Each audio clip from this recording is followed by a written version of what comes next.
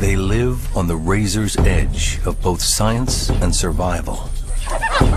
No lush tropical rainforest for these chimps, but the harsher landscape, where the forest gives way to patchy woodlands and sizzling savanna. It's a landscape much like the one where our earliest ancestors may have taken their first steps, literally, toward being human. And these chimps are doing remarkable things. Enjoying an afternoon dip, taking refuge in caves, and now hunting mammals with spears. What can they tell us about our origins and about ourselves? After the dramatic rescue of a kidnapped infant, anthropologist Jill Preetz and her groundbreaking chimps are rewriting the book on what it means to be an ape and what it means to be human.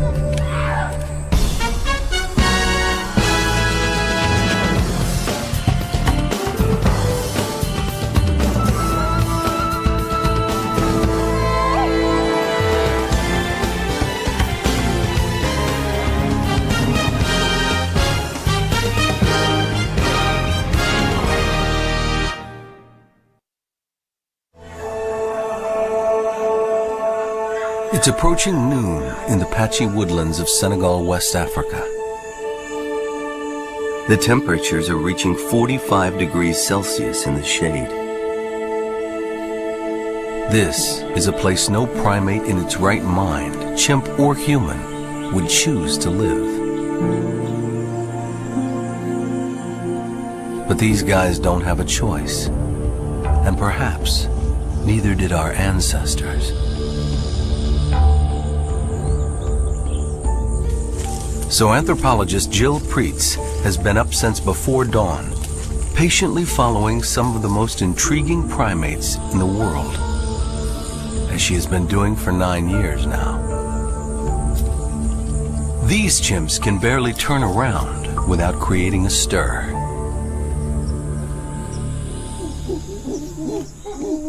Well, the whole reason that I chose Fongoli as a study site is because it is so different from any other site where chimps have been habituated. You get tiny little patches of forest, so it's really woodland and grassland. And so I knew that there would be significant differences in chimp behavior, but I would never have predicted some of the differences that we see. Some of the things Jill has seen here have been shaking up both the study of chimps and the study of our earliest human ancestors, or hominids. It all starts some 5 to 7 million years ago, when the world was cooling, drying, forcing the vast rainforests of Central Africa into retreat. In places, the shadowy creature that gave rise to both chimps and humans, our last common ancestor, faced a choice: retreat with the thick rainforests, or master a harsher life where the forest thinned out, a place like this. Over the eons, they went their separate ways, one eventually on its knuckles, the other, for reasons that are a matter of raging controversy, standing up. And the chimps here do things chimps just aren't expected to do, like taking refuge in caves. Only rarely have chimps been seen in caves, but here in Fongoli, it's a regular thing. It's about 6 degrees Celsius cooler than even in the shade of the woods. On the edge of survival, here in Fongoli, 6 degrees makes all the difference. You can tell a lot from sitting at the mouth of a cave about what's going on in the Fongoli chimp community at that time. You can predict that, for example, when the dominant male Yopougon comes, he's going to display until he gets himself a place in the cave, and you'll see huge fights where Lupin, who's an up-and-coming male, will do displays and actually throw something into the cave, and a number of males will come out.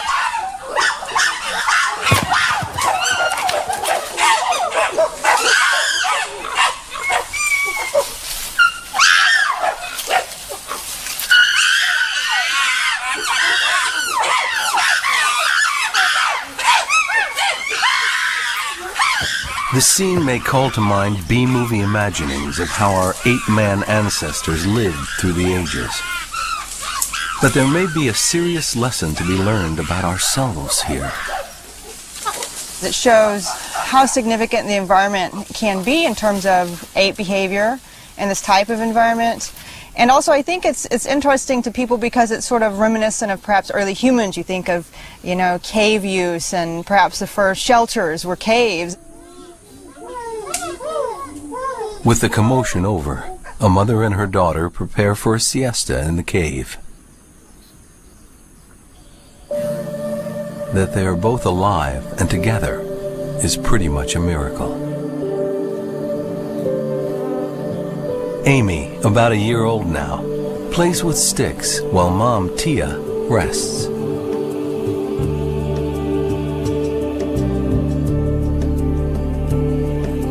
But this peaceful mother-daughter scene seemed all but impossible after the terrifying events of months ago. It all started at the beginning of 2009 with Jill's worst nightmare. Her project manager had spotted a baby chimp in the local town, perhaps destined for the pet trade.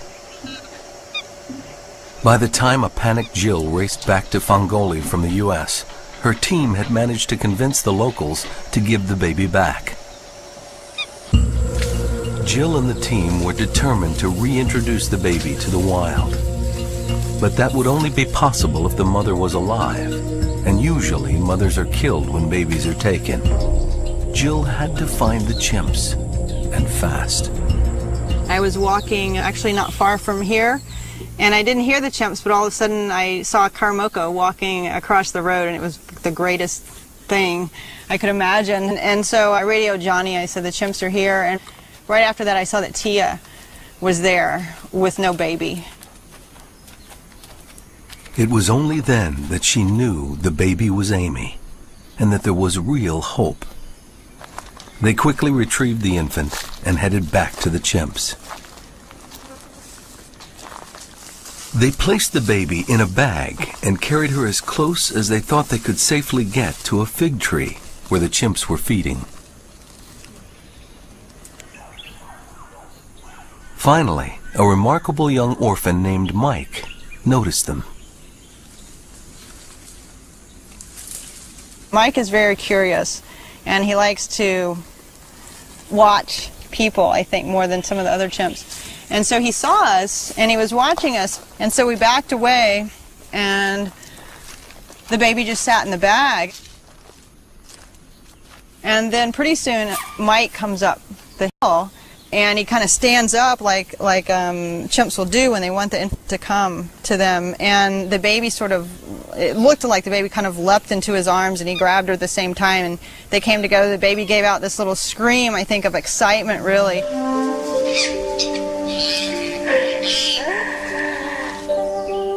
And Mike immediately went to the fig tree, and Tia at that point had just reached the ground. And Mike handed Amy to Tia, and she just embraced Amy. And then all the chimps came to see Amy.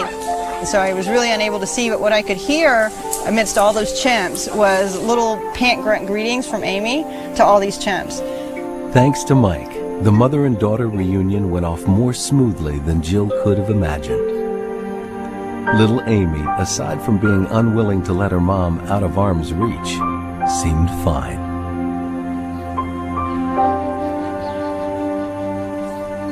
But that was just the beginning of the miracle. Tia, who had been injured in the incident, swatted miserably at her wounds and kept putting the baby down.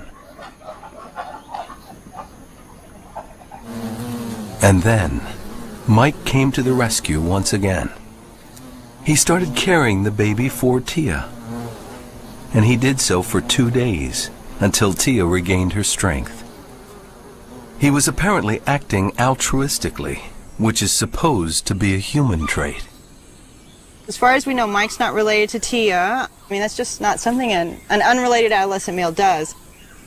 I think that on a number of levels, this incident with Mike And Tia and Amy is yet another reason that we should really reassess the way we define ourselves and how we separate ourselves from other animals.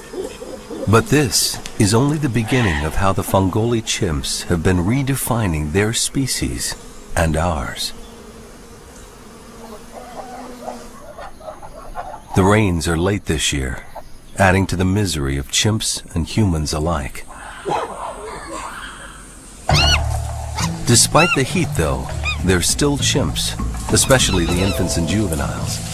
So there has to be time for mischief. And time for the adult males to show their stuff.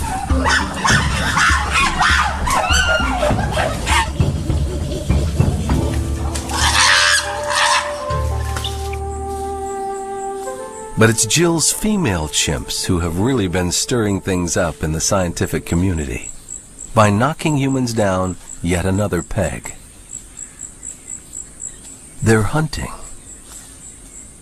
with spears. This is their prey. Bush babies are little primates that hunt by night, but retreat into the hollows of trees by day. And this is Tumbo, the rock star of spear hunting and the bush baby's nemesis.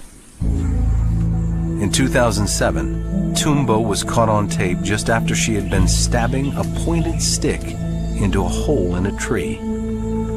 Then she sat down to enjoy a luscious meal of bush baby that she had killed with a weapon of her own making. It was a stunning moment.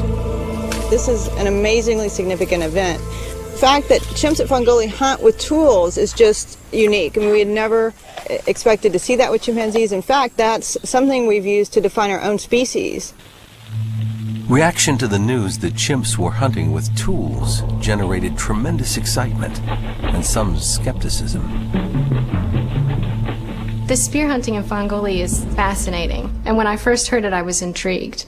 I mean, that is incredible to take tool use and have it be combined with hunting.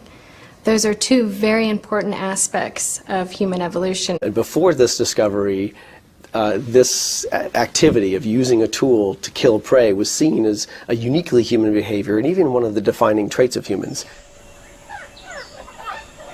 Others were not exactly sure how to interpret the behavior, though, and not convinced it is hunting. The probing is what happens when you see a hole and you put something into the hole to see what comes out. And chimpanzees do that everywhere. Hunting, I think of as they see a prey animal and then they go after it. For her part, Jill's observations lead her to believe this is clearly hunting, not strenuous probing. That's not what the chimps at Fongoli are doing. Most of the time what they're doing is really trying to incapacitate the prey. And so what you see is such a forceful jabbing motion that in fact I've described it as reminiscent of the shower scene in Psycho. Could this be how our earliest ancestors hunted? With wooden spears? Because wood rarely fossilizes, the chances of finding such relics are vanishingly small. And the idea that tool use could possibly go that far back is highly contentious. But Jill's chimps may give us a glimpse into that ancient past, some 5 to 7 million years ago. Proving beyond the shadow of a doubt that Jill's females are hunting is frustrating, though. Jill follows the males here, not wanting to habituate the females to human presence, for reasons frighteningly demonstrated by Amy's kidnapping. So she hasn't been able to capture a whole hunt on video yet. Of course, the chimps of Fongoli are blissfully unaware of the radical nature of their everyday lives. Their empathy, their cave use, their spear hunting are only the beginning of their extraordinary story.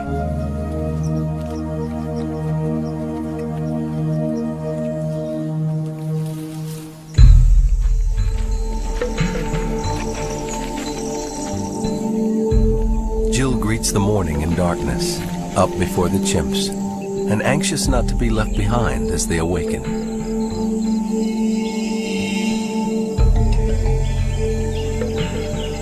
Every day, Jill and her team each pick a different male chimp to follow, not wanting to habituate more vulnerable females with infants. And since it's mainly the females that hunt, it's all the more remarkable that she and her team have now witnessed spear hunting 90-odd times. In a very exciting new twist, they've seen adolescents, even young males, starting to try their hand at it. Today, Jill is following Mike, the chimp hero in Tia and Amy's near tragedy. And she arrives just a hair too late to catch him in the act of spear hunting. But he's left behind a smoking gun, the spear itself, stuck in the hole of a tree. What has happened is that Mike has left his tool inconveniently stuck into the tree, and this happens, I think, like in 1 in 10 cases, it seems. And so Johnny's about to go up and retrieve it for me, because he's a master climber. Johnny Dando Conte, Jill's project manager, is not only a master climber, he's a chimp observer of the first order. Eddie.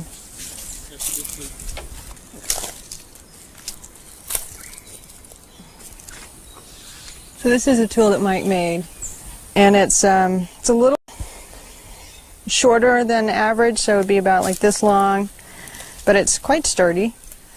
And so this is what he was using to stab down into the cavity.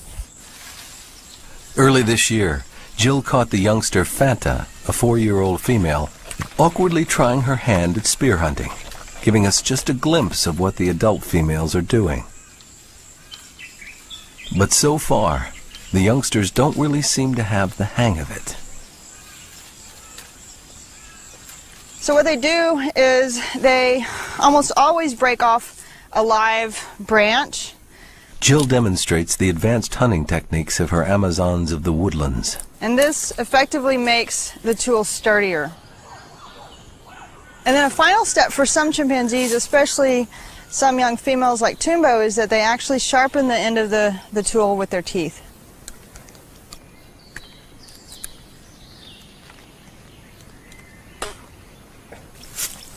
What the chimpanzee does then is that they take the tool and jab it repeatedly into the hollow.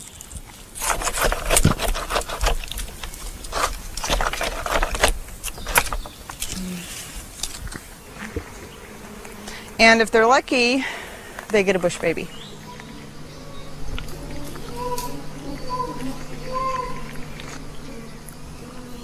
Sometimes, Jill stumbles upon what looks to be the scene of a crime. Today, it's a spear tipped with the fur of a potential victim. Oh, and it's got bush baby hair on the end of it. Yeah, just little tufts. And you can see that they modified the end of it as well. And further down the trail, more gruesome evidence of a killing. A bush baby jaw.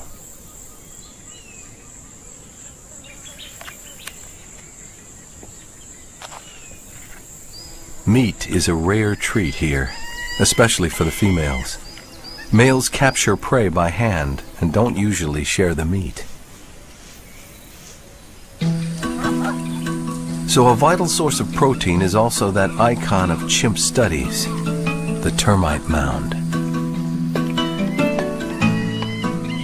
Almost every day, the Fongoli chimps reenact the moment that would forever change how we humans see ourselves. This is the same scene Jane Goodall witnessed in 1960. A chimp poking a slender stem into a termite mound to fish for insects. This is tool making, however crude. And up until then, only humans were supposed to make tools. Goodall's mentor, the famed paleontologist Louis Leakey, was moved to say, now we must redefine man, redefine tool, or accept chimpanzees as humans. Chimps will catch literally hundreds of termites a day. Jill is lucky to get one. It's definitely not as easy as it looks. I have yet to get a termite. Termites are 3 times as calorie-rich as chicken, but they don't taste like chicken, and they bite. Got one. How did I taste? I don't mind eating.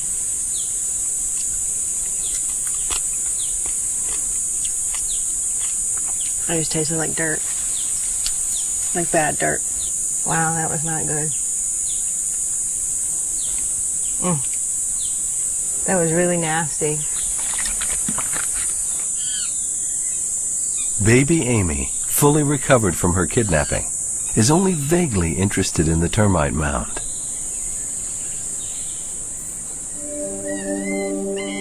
But her older cousin, 2-year-old Teva, intently studies the adult's every move.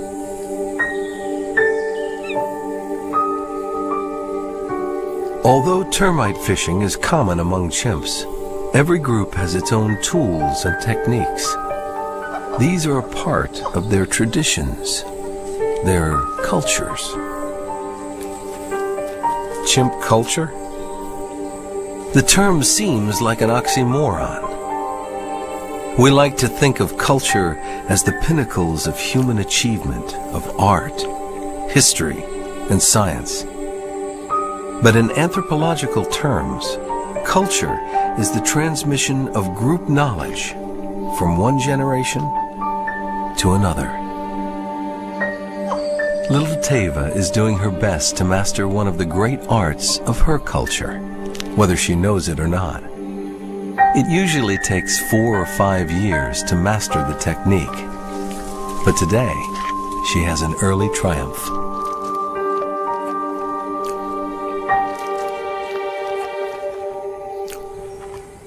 The idea of chimp culture, once radical, is now increasingly accepted among primatologists.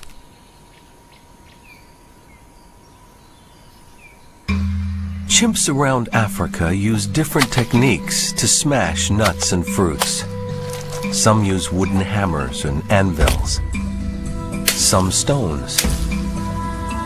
And the Fongoli chimps slam baobab fruits against stones or trees. Ant dipping, like termite fishing, happens almost everywhere. Chimps in some communities even eat distasteful medicinal plants when they're sick, passing on the knowledge that bitter medicine can make you better. As in human cultures, many chimp traditions are social.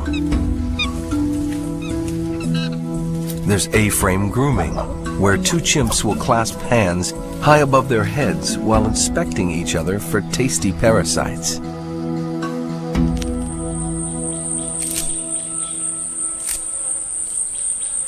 One of the most interesting and subtle things most chimps engage in is something called leaf clipping, biting off bits of leaves with a distinct popping sound to get each other's attention.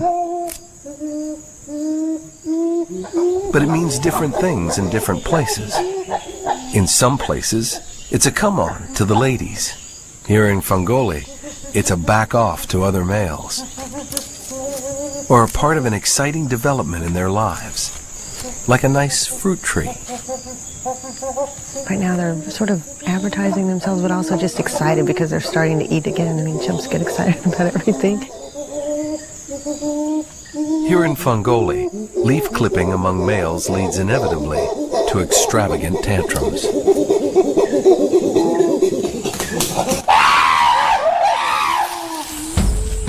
Traditions passed down from adult to child. It's a flow of knowledge that once only we seemed capable of.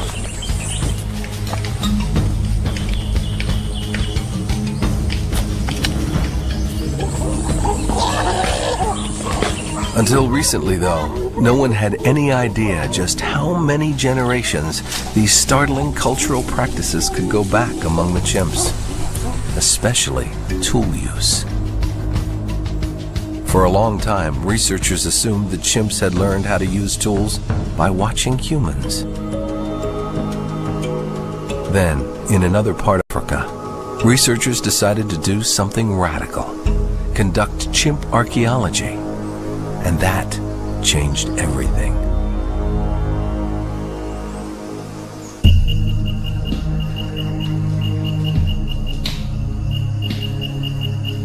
In the Thai forest in the Ivory Coast, primatologists have been watching chimps use granite hammer stones to break open nuts on stone anvils for decades.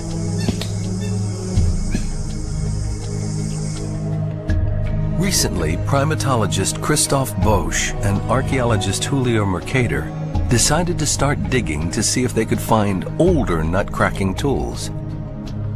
The first time archaeology had been applied to chimps, and they found what they were looking for in 4,300-year-old sediments. That's more than 200 generations of a chimp Stone Age, meaning that chimpanzees couldn't have copied toolmaking from humans. There were no human settlements in the Thai forest that long ago. But some take this as evidence of a far more earth-shattering possibility. That stone tool use goes back at least as far as that critical moment when human and chimp ancestors parted ways.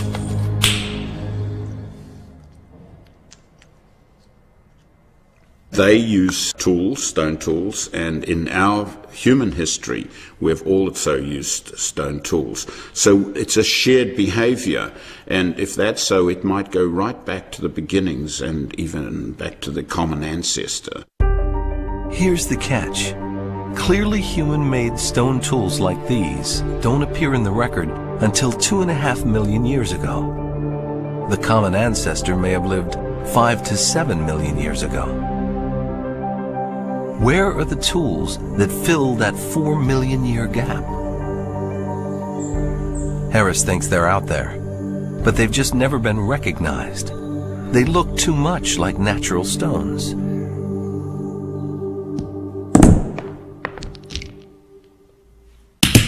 So he's got his graduate students copying chimp tool use in the lab, hoping to create an instantly recognizable signature dividing tool from natural stone.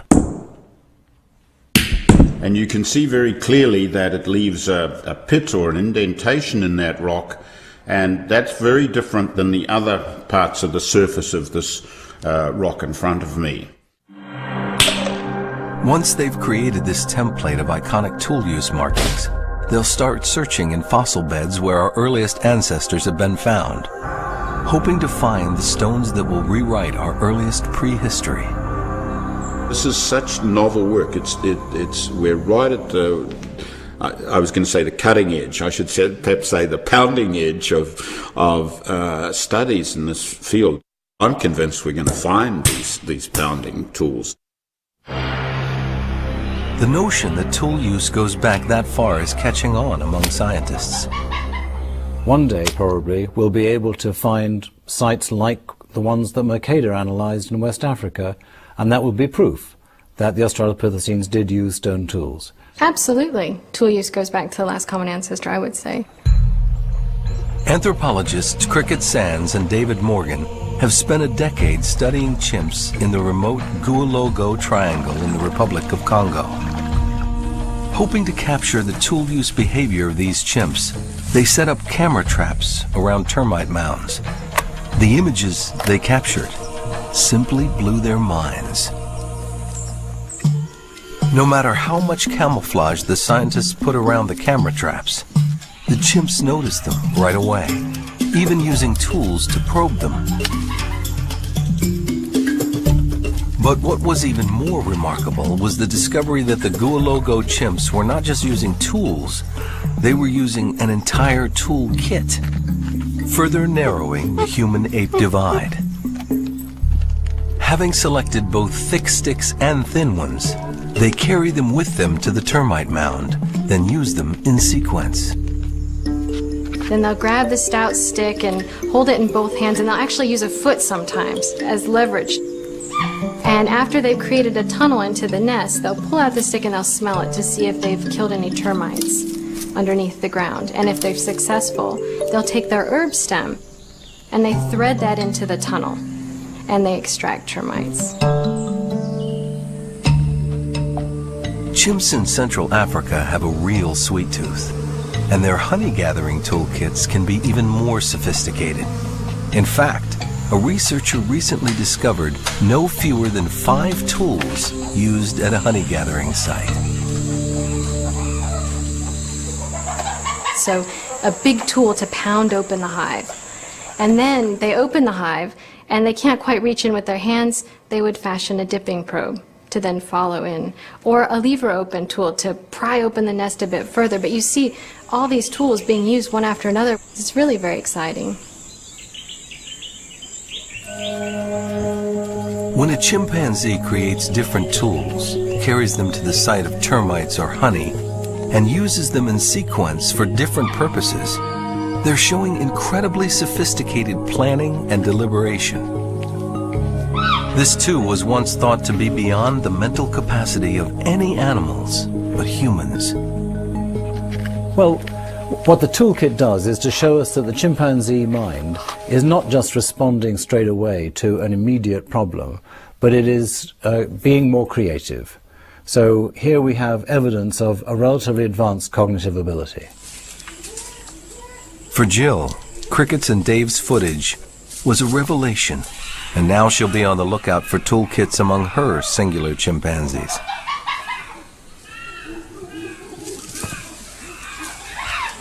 But she still doesn't have the critical video of her chimp's most extraordinary tool making and tool use. A complete hunt. From the manufacture of a tool through the killing of the prey.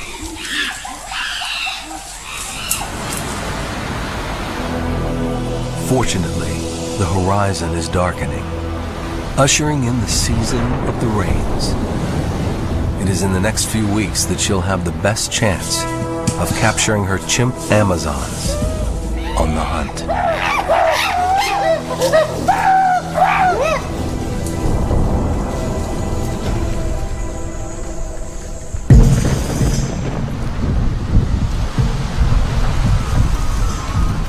Weeks later than usual, the skies finally crack open and lash the woodland savanna of Fongoli with wind and rain.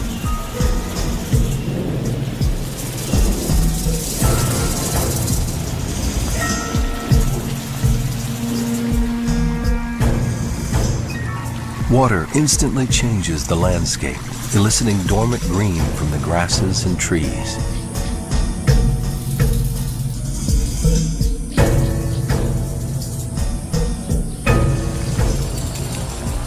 It moves like an alien force through dry gullies, and a very special place begins to fill with water.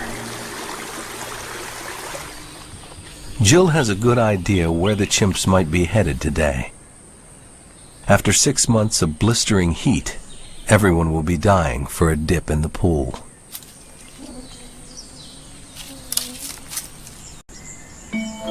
This is the Sokoto Waterhole, and a place where the Fongoli chimps again insist on breaking with chimpanzee convention. First to arrive is a young male. He's grabbing his chance to have the water to himself, because once the big males arrive, he'll be kicked out to the kiddie pool.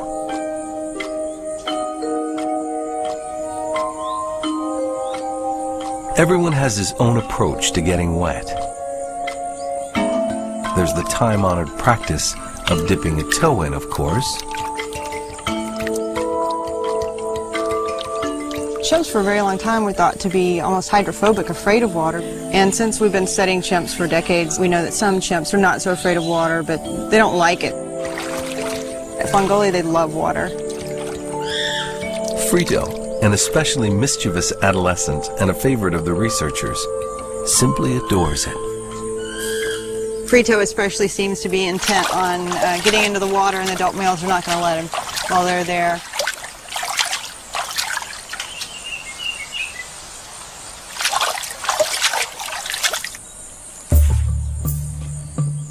You can sit at a pool literally for hours, and there'll be someone in and out, and that just really isn't something you think about when you think of chimps. You know, this love of water.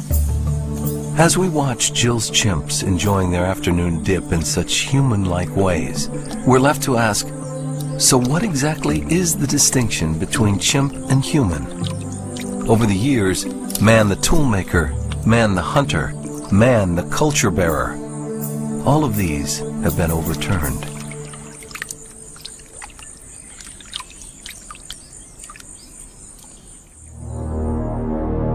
Man the thinker is another one. But our big brains came millions of years after we split from the other apes. Fossil-wise, other than some differences in hominid teeth, there's only one distinction left. Humanity stood up.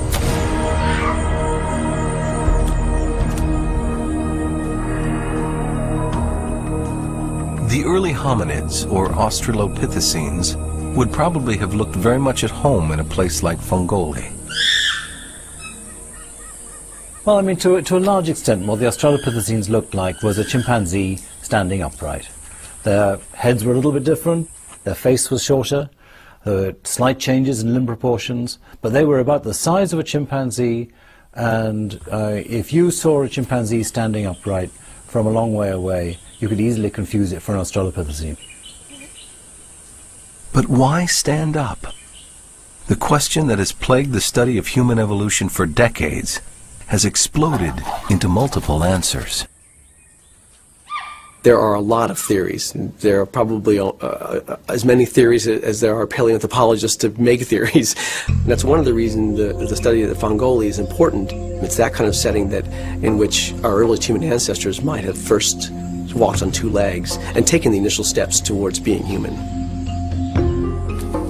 One of the first theories of bipedalism, that we stood up to see over the tall grasses of Serengeti-like plains in search of big game to hunt, has fallen by the wayside. Discoveries of very early hominids indicate that they were definitely not capable of bringing down large animals. And they lived in woodlands like Fongoli, not vast open savanna. Still, gathering food in a woodland means lots of traveling. Human walking is surprisingly efficient at slow speeds, certainly more so than the four-legged gaits of chimps or our last common ancestor. Standing up might simply have been about saving energy. Because so much bipedalism happens during male displays, some have proposed that it originated with social functions, to intimidate other males and even show off male assets to females.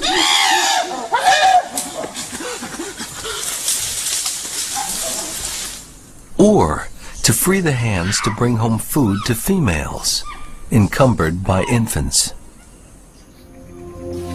In Fongoli, Jill sees an awful lot of standing simply to reach up for food, both on the ground and in the low branches of trees.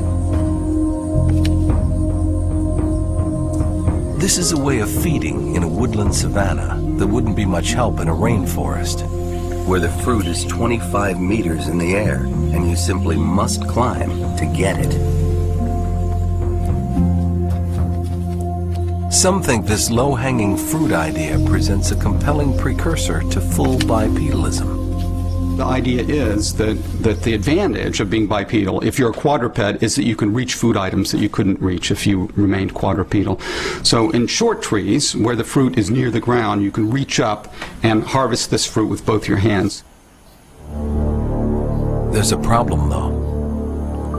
For millions of years, our first ancestors still had hands and shoulders suited to climbing trees.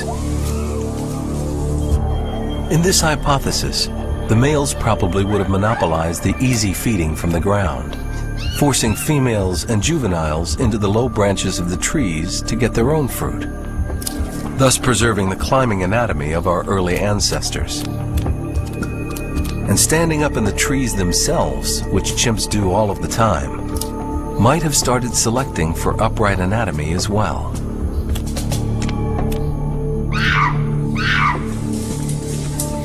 The matter is far from settled, however. And the romp at the Fongoli waterhole reminds us of another possibility. For some other scientists, it was water that got us up on our feet. As the climate dried and the rainforest retreated, water would have been at a premium. The idea here is that these chimp-like ancestors would have the very rare luck of finding themselves in an area that remained wet even when the climate in general was drying and the forests were therefore retreating. Venturing into the water, they may have stumbled upon an incredibly nutritious source of food. The roots of water-based plants, for example. Waiting in search of them and simply needing to get to the other side may have primed the pump for becoming an upright ape. So I think it's both walking across water and getting food from inside the water that are stimulating our imagination here, but particularly it's getting the food in the water, where you'd stand there for some time and yank at these lovely foods that come up from the mud. Walking on the ground, walking in trees, walking through water. Perhaps no one will ever settle the vexing question of bipedalism once and for all. But since it's the defining characteristic of our species, we'll keep trying. Jill, for her part, doesn't see any attempts at waiting or searching for water-based foods here. There's just a cool respite, chance for fun.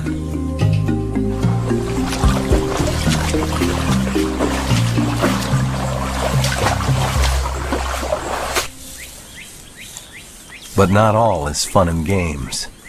There's still the deadly serious business of hunting. And finally, one wet day, Jill and one of her students witness this remarkable scene.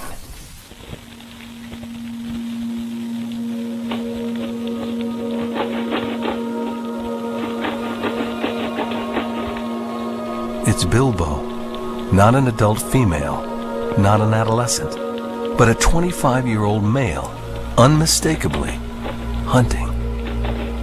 Again and again, he stabs at the hole with a stripped, sharpened stick, the violence of it reverberating through the forest.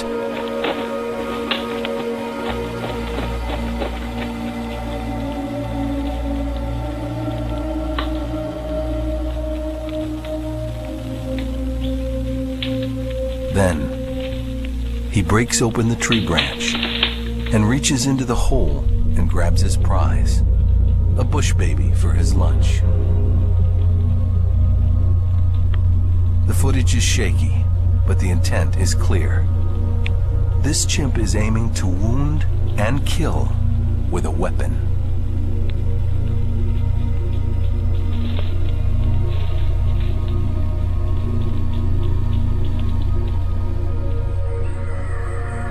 Over the course of 3 years, Jill has watched spear hunting being passed from adult females to their adolescents, and now to the adult males. It's conceivable she's witnessed the very beginning of a new chimp technology, led by the ladies of Fungoli. And as Jill's preparing to pack up and leave Fungoli until her next field season, the chimps will take on yet another scientific barrier between ape and human.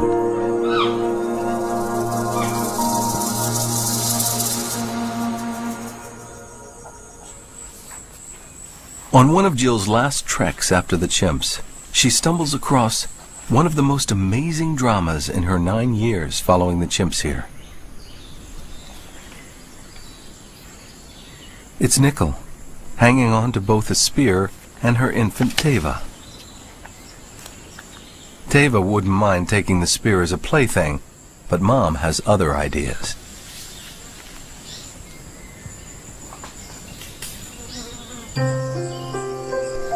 Mother Nickel takes a couple of stabs at a hole where she has clearly already been hunting, leaving other spears behind.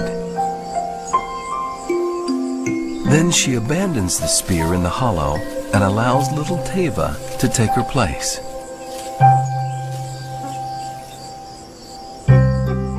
Teva Teva begins trying her hand at the spear in the tree. Eventually, she breaks it.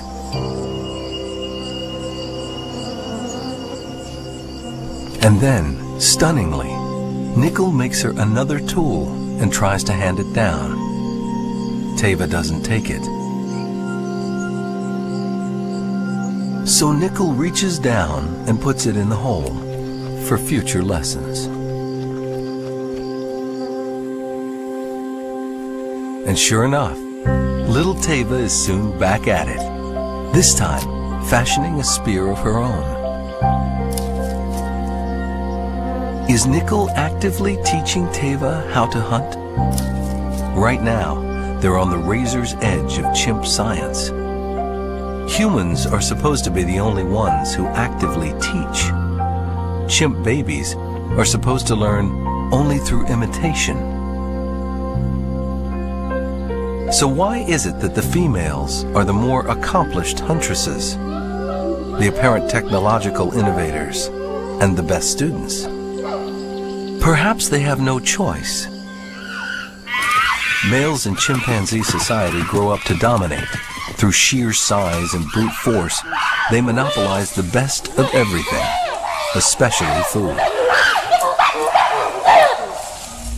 So maybe this is driving the females to innovate, to get creative, especially in such a tough environment as Fongoli. All of this leads to the biggest question of all. What do the spear hunting females of Fongoli have to tell us about our own origins? Among our earliest ancestors, is it possible that females took the lead in technology, innovating, fabricating, and mastering the tools of the kill? Well, it seems very likely, based on the chimpanzee data from Fongoli and elsewhere, that the female Australopithecines would have been more persistent tool users, perhaps more creative tool users than the males. It does overturn the sort of mid-century ideas of the past that that tool use was just a male activity, the man, the hunter idea. Instead, it shows that, well, it might have been female, the huntress. And as the summer comes to an end, the community of Fongoli is thriving.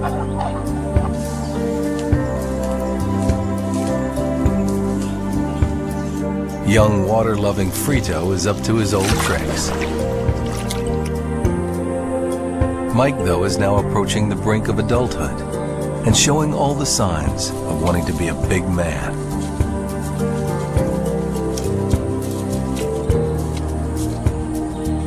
Tumbo, the star huntress of the savannah, has had her first baby, a little boy named Sai.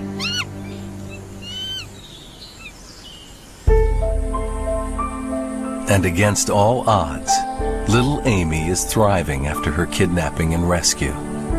She and her mother are inseparable. For all of the scientific breakthroughs that have occurred here, it is that rescue that will be the most seared into Jill's memory. I really don't think that anything that ever comes out of Fongoli will be as satisfying to me as that moment when we were able to bring that baby back to her mother. So for the year, that would be the high point for me, probably for my life. As Jill's field season comes to an end, the chimps of Fongoli carry on breaking down barriers, oblivious to their pioneering ways. Where will the chimps of Fongoli lead us next? Will they continue to take Jill to the precipice between ape and human? One thing is for sure. They have much left to tell Jill, and leave us with many questions that we must ask ourselves.